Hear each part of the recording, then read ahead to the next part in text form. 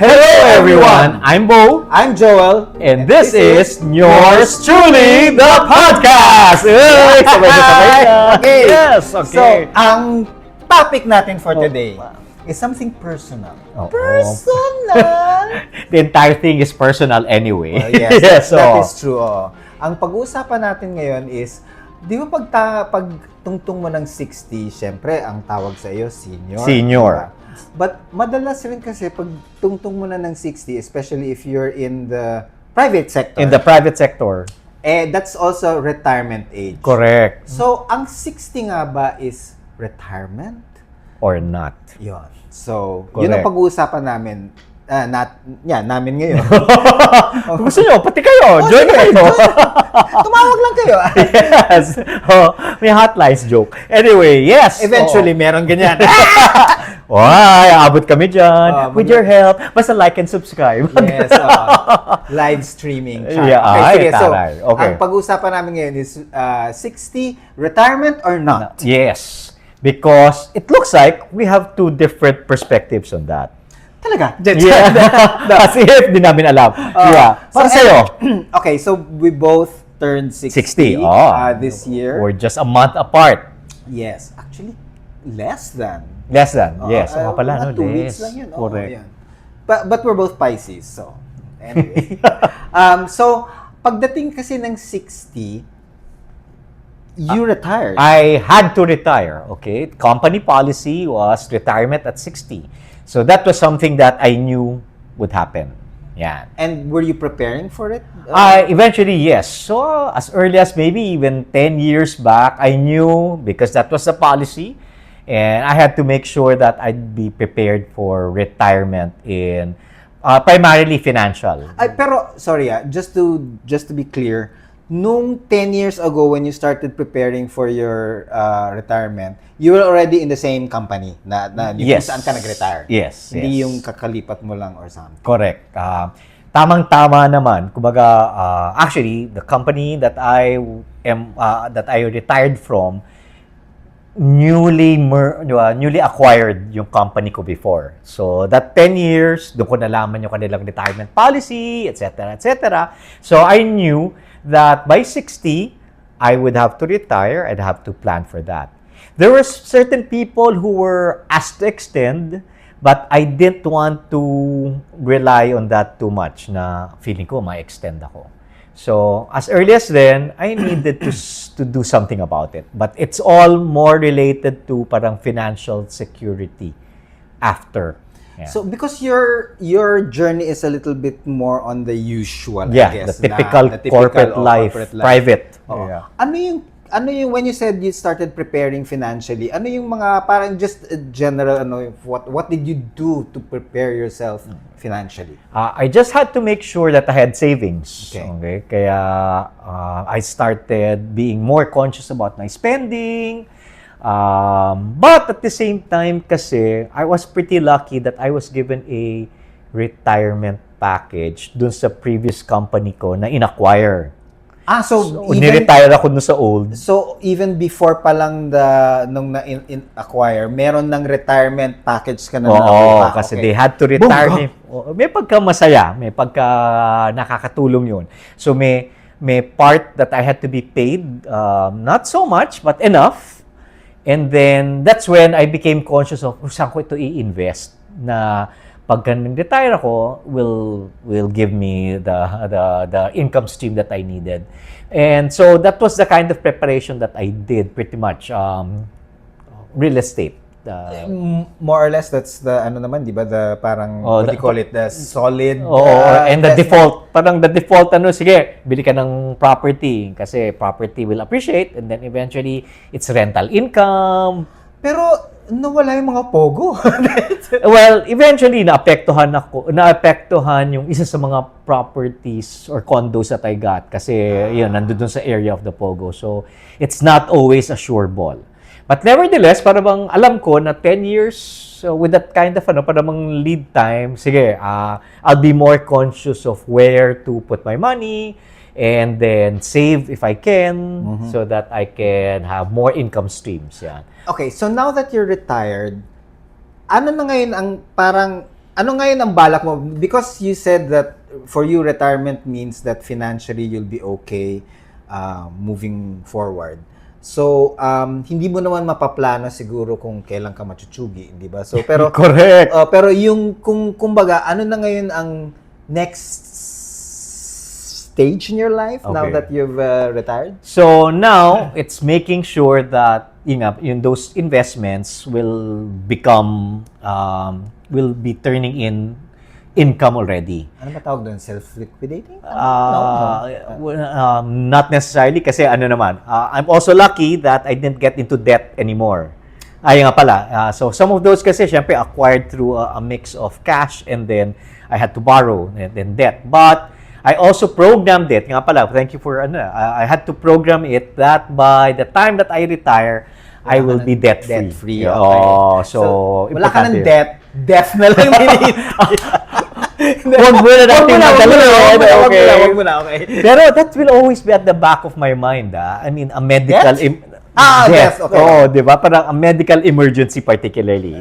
Agreed. Oh, that can zero out all of your finances. So, that's always there.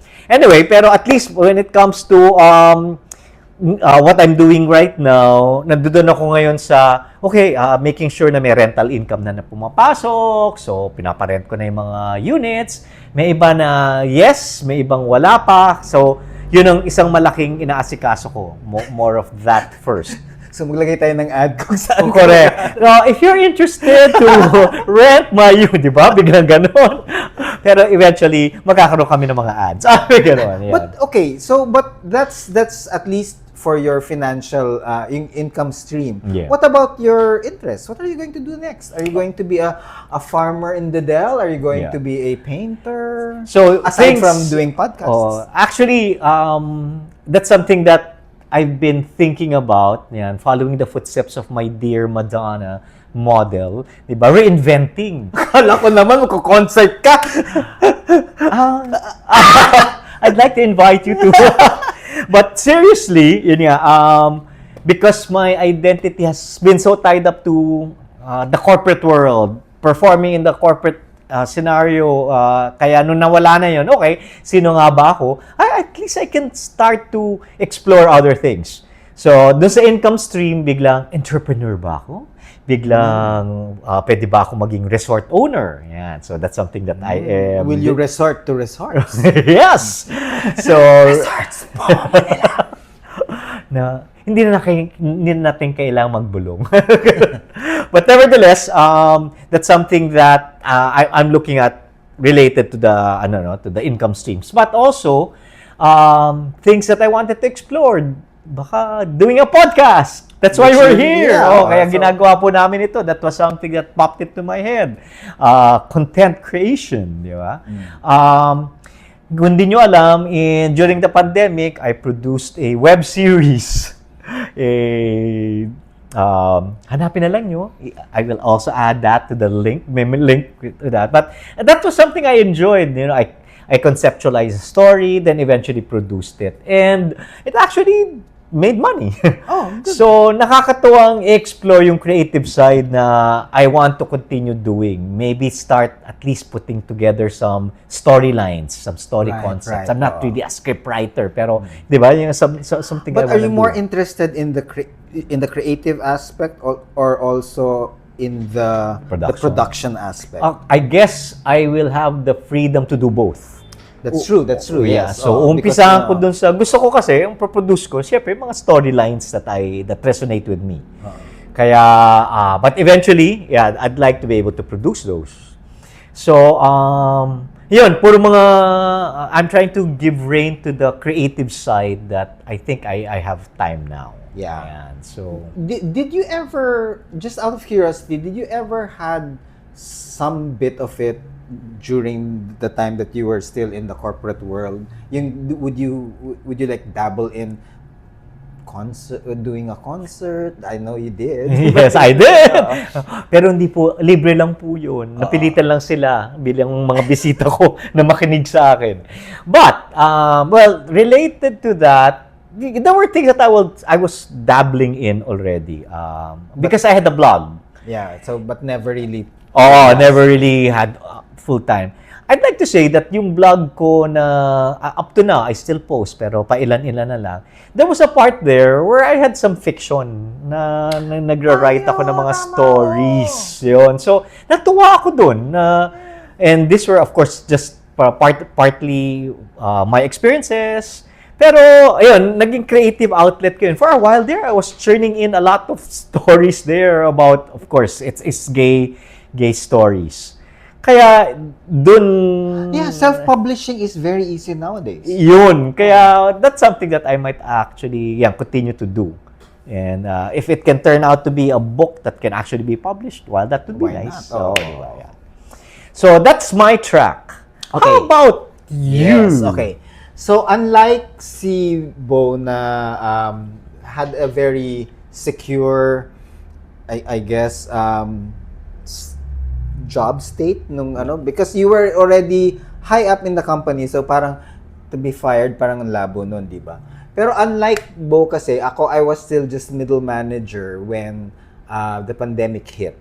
And then so I was working for a company that's based a US company based in Bangkok.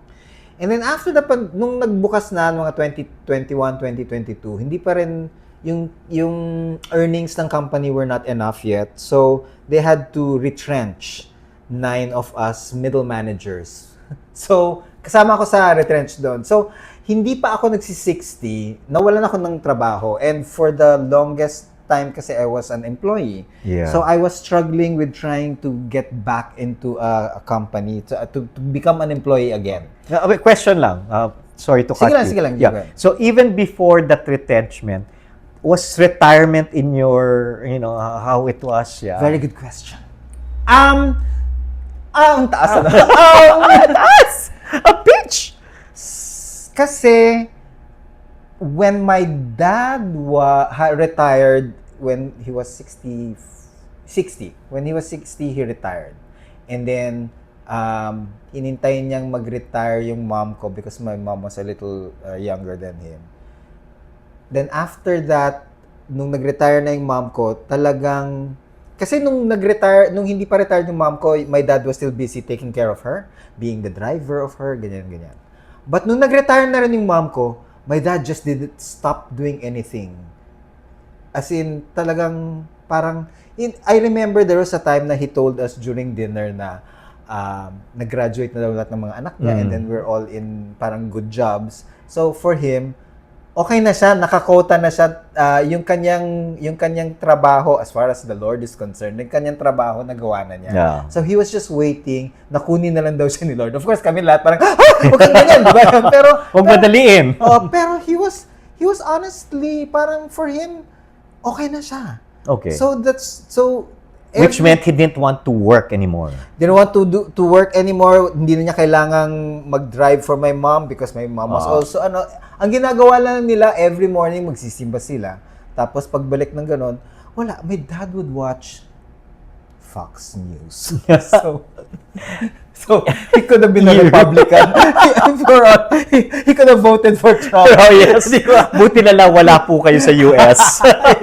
So anyway, and then he just shriveled right in front of my eyes. Kaya when your that, term shrivel. yeah, as in talagang wala siya, yung talagang pumayat, wala kasi hindi na siya masyadong wala na siyang zest for life. Wala ng buhay.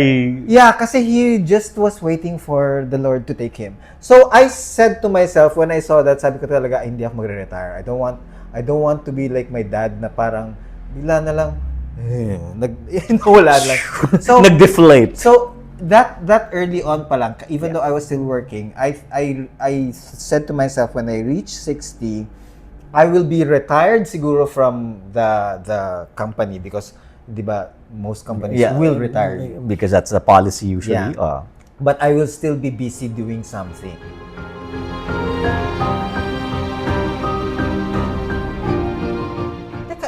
Pala yung mangyayari rin naman when I reach 60. Okay, yes. When you audition for a lab fest role, paano yun? Ang aking dream is I drop dead while I'm doing something.